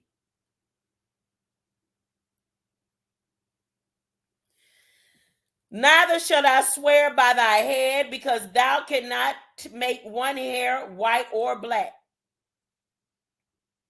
But let your communication be yea, yea, or nay, nay. For whatsoever is more than these cometh of evil. Yea, yea, though I walk through the valley of the shadow of death. Yea, yea, though I walk through the valley of the shadow of death with somebody and make you mad, just say yay, can a dummy. Huh? Just say yay. Just say yay. All right, let me go to the next.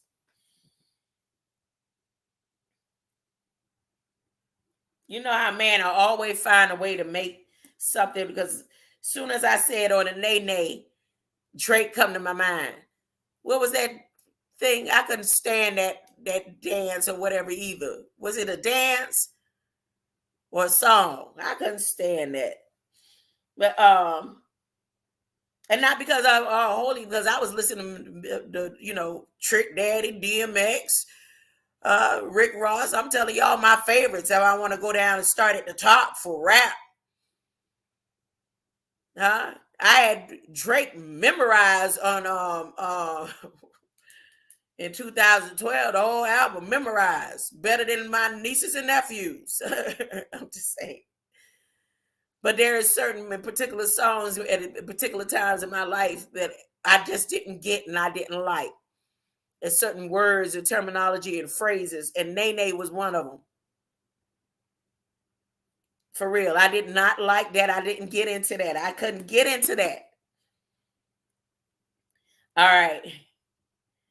Ye have heard that it hath been said, an eye for an eye and a tooth for a tooth. The last time I used this is when I put my tribute to Trump on one of my shorts, where he has said an eye for an eye, terror for a terror.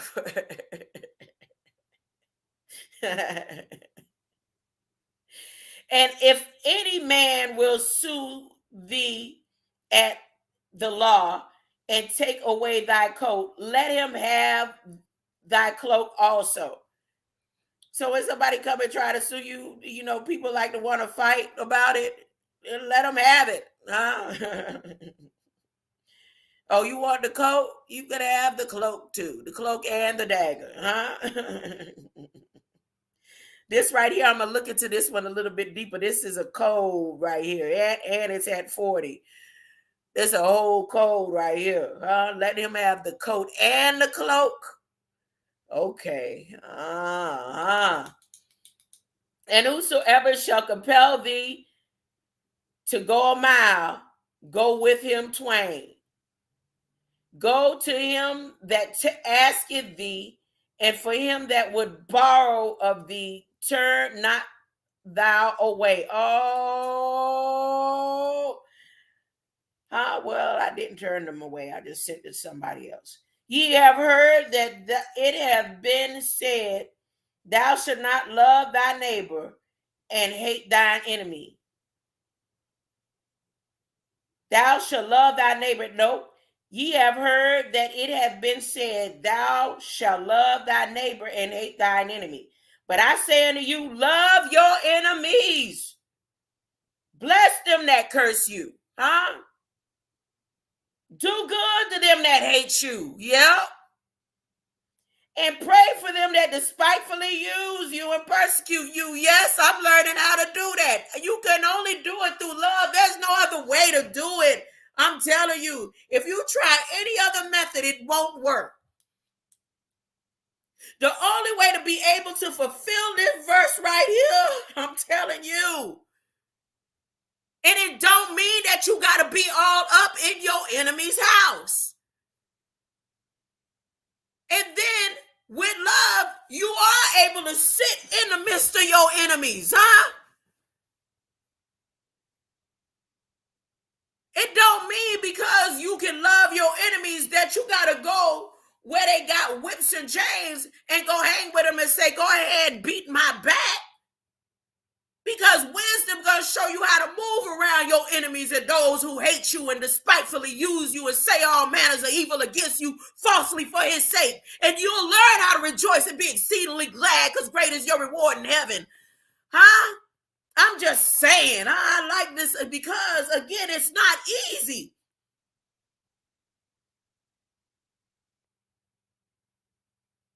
It can be so hard that it'll make you crazy when you standing in the midst and looking at people all around you like, you know what happened? You my enemy? You my enemy? You my enemy? You my, I don't know. It'll make you crazy, huh? If you try any other method besides love. Let me read that one more time. Jesus said it though, meaning it's possible. But I say unto you, love your enemies, bless them that curse you, do good to them that hate you when you know they hate you.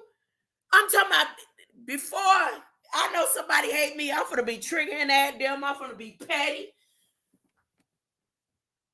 But in the last few months, when I know somebody hate me, I'm talking about some of them hate me so much that they traveled and told somebody that I wasn't going to have nothing because I wouldn't go get in his car. And I'm not, believe me, God, my goodness.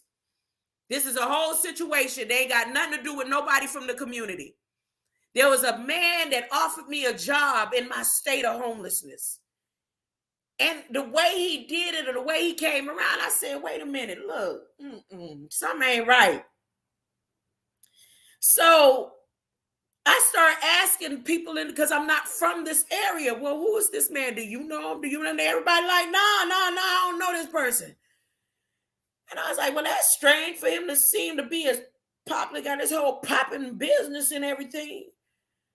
So I investigated a little bit more, but he kept trying to give me rides and give me money and wanted me to get in his car and stuff. And there's something that kept telling me, if I get in this man's car, it's going to mean more than what I think it is. I'm going to be attached to something I probably can't get out of. And I would rather walk. And at that point, it used to be hot. Oh, almost 100 degrees. Than to get in this man's car. So the other females that was around, and so I'm not putting no specific finger at nobody, but I'm going to tell you how everything went down. So the love that I kept trying to push out for myself, it wasn't about them, it was just for me and my healing in the situation that I was in. It would start going around like, well, who she thinks she is, that she can't, take no ride from you, or she won't take he made me an offer. He said, I can even come to his house. He had room. And he's well known, and I could have slept in one of his rooms, and he wasn't going to bother me. All he asked is that I just make sure his food be cooked when he come from work. And keep the house clean and clean the other apartments, some other big to-do thing type thing. And I was like, nah, I'm not going to take that. You might want to give that offer to one of these other girls here because in my spirit and mind, it just didn't feel right. So he started getting to the point where he'll ride by me and like kind of curse me out and stuff. And then he stopped doing that. And it seemed like everywhere I was, he would pop up. And he said, yeah, I'm well known around here.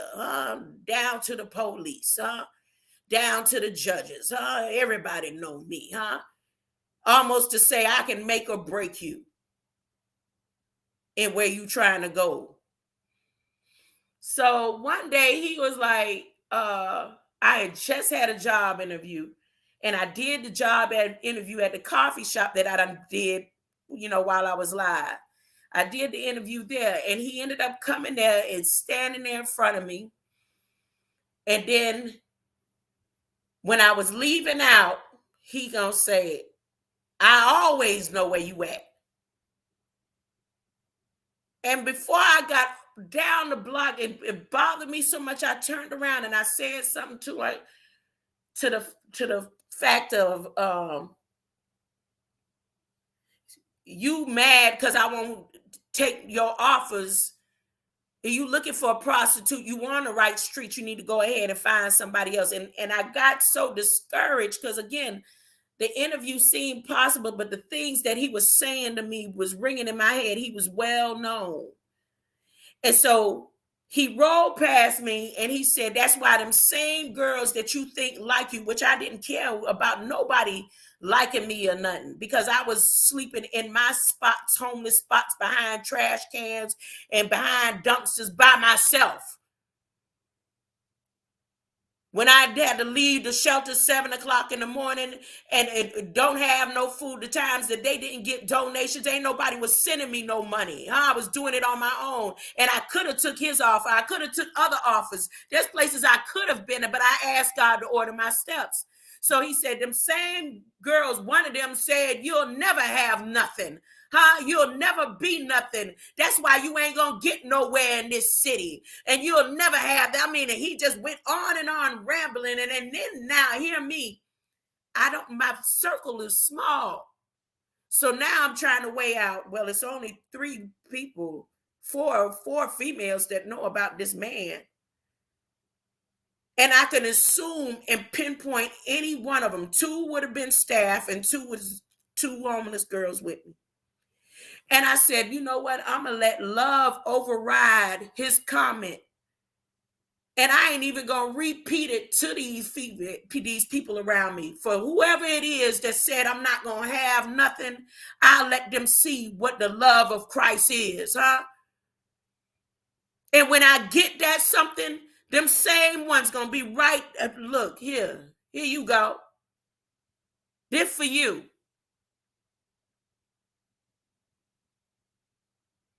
They told him, who do I think I am? Like I'm high and mighty and righteous. When I tell you this man got vans with his company, he well known, and was that angry with me because I wouldn't fall victim to whatever it is that they got going on here. Not because I was trying to be better than nobody, but because I trying to be right between me and God and be an example for other women that not have to fall victim to things like that. Because when you look in the mirror, you love yourself and know who you are. The times that get hard, it can be hot. I'm talking about swelling up heat.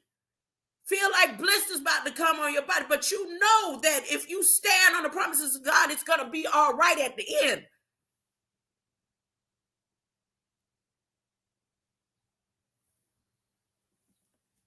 Back to what of me reading in red, huh?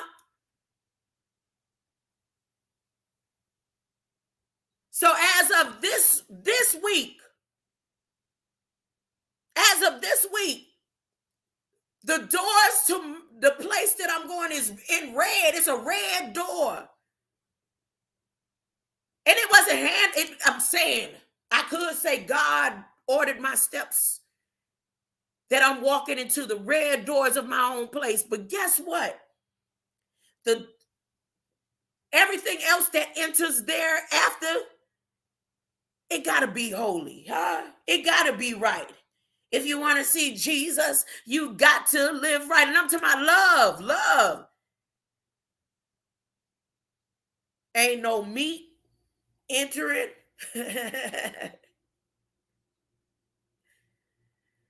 I'm just saying. Anyways, and I had to pay my own deposits.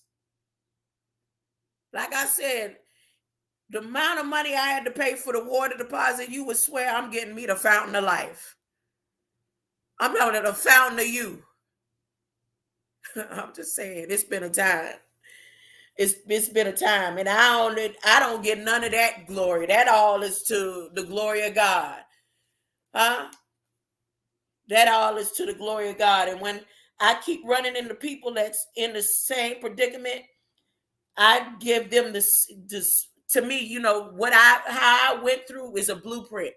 So I try to pass that blueprint on to anybody that's coming through and going through this situation. They either can receive it or reject it. And so far, the ones who've received it, that it's moving, it's working for them. When I talk about love and light, and show them the way that I move. The ones who come to try to distract me and do like how that man did, I could tell, because they don't receive it at all in no type of love. They don't receive it in love. They receive it in a way to try to take and trash my name and make me look bad on the streets. But only through love, through this verse, there's the only way to do it. To be able to know that that's what's going on and still smile and still keep moving, huh? And not that tears won't come, or not that them feelings of rejection won't try to creep up. But there's a whole blueprint in this red writing that works.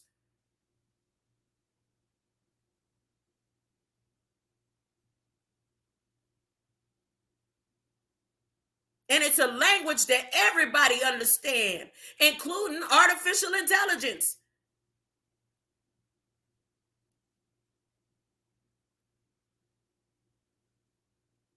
That language is love, and there's nothing the language is love, okay? It is. That's the code. That's the codex. I wonder if I can see love looking like a sickle. I'm going to create that when I get off of here. I don't know. I might be on here all day though, huh? Now, let me get back to that one. But I say unto you, love your enemies. That's the first word before all this other stuff. Love your enemies. Bless them that curse you. Do good to them that hate you. So those that was hating me and feeling that type of way, and they don't even understand why, I say thank you to God for them. Thank you, God, for the ones that hate and wanted to put that spell on my life, huh? Because now you get the glory to make them understand that love is the only way to do it. Because I could have turned around and tried to figure out which one of them said it. I could have been petty, but I said I'm going to ignore that and let it go. Even if I mentioned it enough to say, yeah, somebody said it, but guess what? I got a God greater than any spell. And that God deals with love, huh?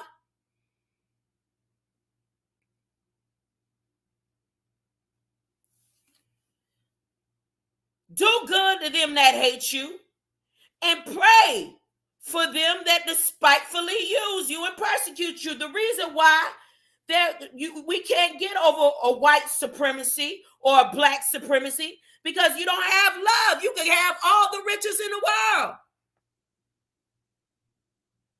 You could have all the power of your brain power that is so intellectual and conscious that you could solve every riddle that D-Wave puts down and trickles down from Elon in the metaverse. But you don't have love, it can't conquer nothing. The reason why I keep pressing and stressing, and I'm sending up 16.7 billion love and light codes to artificial intelligence, because artificial intelligence is one of the weapons that they using against us right now.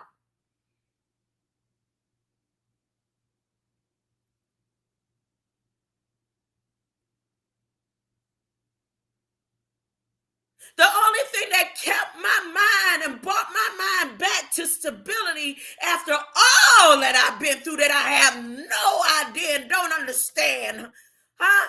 It's because of love.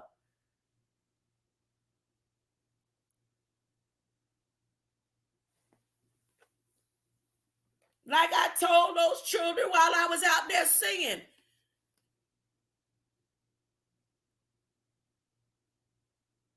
if you love, it would be less need for anybody to be standing out here ringing a bell talking about ting-a-ling-a-ling, can we get a donation, huh?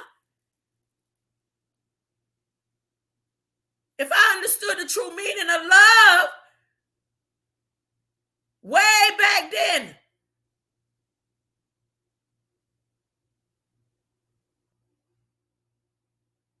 and for some, if you people that love themselves ain't gonna want to put drugs in their body that alter their mind, huh? True love, because first it starts within.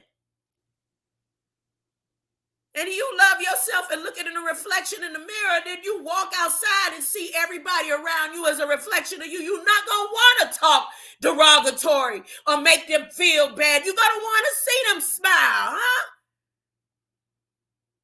You're going to want to uplift their spirit, huh? And it don't work no halfway straddling the fence. I see people that's down and out, and I want to be all right with them and make them feel good. But when I get home, I want to curse out and beat my wife and don't want to. No, it don't work like that. It's a full circle. Love. I'm just saying. Let me keep reading what's in red and be quiet.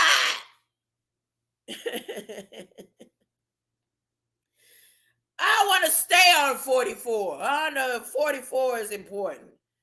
I want to stay on 44. But I'm going to do this to 48 and then come back later. I'm going to go over the DNA. When I do this right here, this DNA stuff, I'm not talking to those who got love and light in them. If you want to help me pass the message on, this is for those who are lost, who planning on, they don't want to change the love and light code. They don't know no better, huh? They don't want to upgrade their frequency. This ain't for those who saved, huh? This is for those who are lost when I do this. So yay. To those who they got it all put together, they don't want to come over here, that's fine, huh? This message, when I go and start talking about what the government is doing, huh? Manipulating the DNA through radio frequencies and stuff that they say loud and clear. They say it right here. That's who they're for. For those who don't know no better.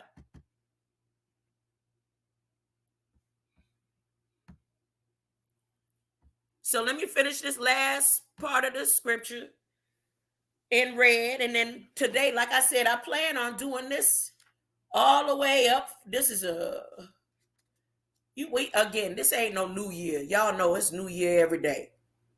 Jesus is every day. New breath is every day. New birth is every day. The new is every day. You knew, I knew. I knew. But I say unto you, love your enemies, bless them that curse you, do good to them that hate you, and pray for them that despitefully use you and persecute you, that ye may be children of your Father which is in heaven. For he maketh his sun to rise on the evil and on the good, and sendeth rain on the just and the unjust. For if ye love them which love you, what reward have you? Then it's easy to love those who love you. That ain't hard. It's easy, real easy, huh? Too easy.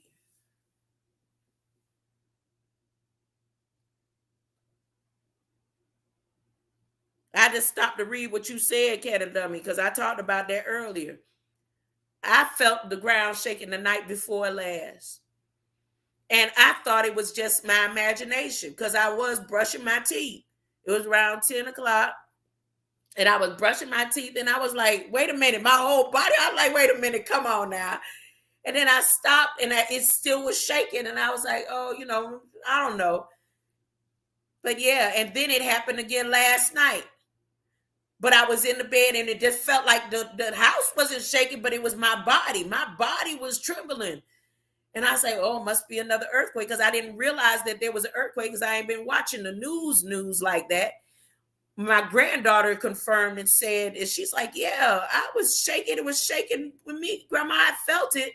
And so then I looked in the news and saw that right in our area, yeah, there was earthquakes. Yeah. No, this for me here is 2 nights in a row. So it was last night and the night before last. But the night before last, I didn't confirm it until me and my granddaughter, we were playing, and then I was talking. And then this morning, it was doing it again around 7, but I didn't have it confirmed if there was an earthquake right before 7 o'clock. I just decided to call my grandmother and wish her a happy birthday. That's all. So I wasn't even worried. I'm not worried about the ground shaking or nothing else either. Really, truly, honestly. what is to be will be. And it I don't want to say it excites me to the point where I know anything like that happened, there's gonna be a traumatic in that, the fact that people may transition through it or not. But again, like I went through Hurricane Andrew, and through all the loss, I didn't get to see Hurricane Andrew. I was in a facility where we could barely even hear the winds. And according to what was going on, my grandmother's house was the only one that was receiving light and had phone. So she was the only one that I was in connection with. And then when I was released, I didn't see no effects of what they said happened, the way they said it happened. So I'm just saying, I don't know. But back to this last part. Be ye therefore perfect. This is the part right here where people say, you can't be perfect. Ain't nobody perfect. But Jesus, in his red writing, in the red from his blood, from his eyes, from his mouth, from his tongue, whoever documented it, in red, said that Jesus said, be ye perfect. Ye be thee therefore perfect. You can't be perfect. That's what people love to say. I guess that's when the devil be putting, or the demons or the spiritual wickedness in high places want to tell you, you can't look in the mirror and you can't be perfect. So you might as well take and transform yourself from a woman to a man. You can't be perfect. You can't have true love. So you might as well just accept whatever. You don't have to wait till marriage. You don't have to wait for the right man to come along, because you ain't never going to really find somebody here. You got all these examples to live by. I'm just saying. But Jesus say all this stuff right here, that means it is possible through love, real love, true love that can transform. And if ye salute your brethren only, what do ye more than others? Don't even the publicans so. Be therefore perfect, even as your Father which is in heaven is perfect. Let this whatever y'all call a new year be the year that when somebody tell you ain't nobody perfect, you tell them that's a lie. Jesus said I could be perfect. Jesus said it.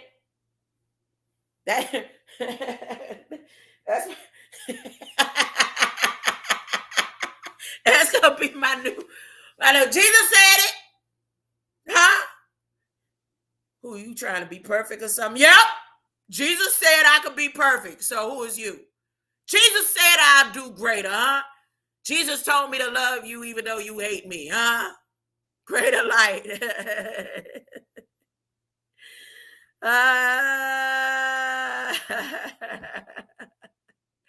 Greater light. I will be back a little later.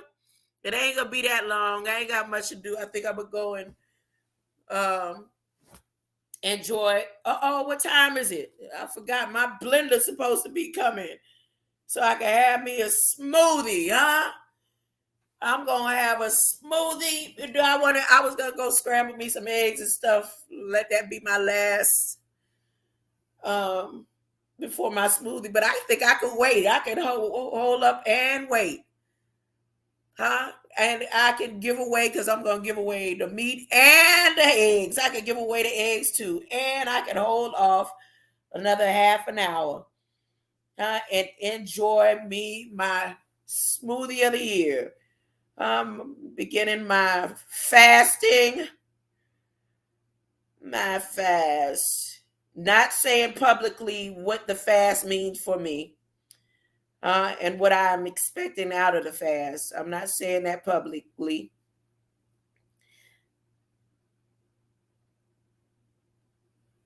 I'm checking, trying to make sure, see if my smoothie out there, my blender. Yeah, I'll wait. Oh, you making another squash cake? You got how much squash you got, Ain't nothing wrong with that. But yeah, I love me some squash. I'm going to get my vegetable orders together, huh? I should try make me a little squash smoothie. But I got kale and stuff in it I gotta do, and red cabbage. So I got some red cabbage. I'm gonna make a little smoothie out of that. A little vegetable smoothie for lunch. But greater light, like I said, I'll be back. Let me and again, when I come back, I'm gonna be going over the DNA codes, and I'm gonna go into chapter 6 of Jesus in red. All this stuff that's in red that Jesus said. Yes, sir. Let's see which Yuda DNA am I gonna play today. Which one? Let's see.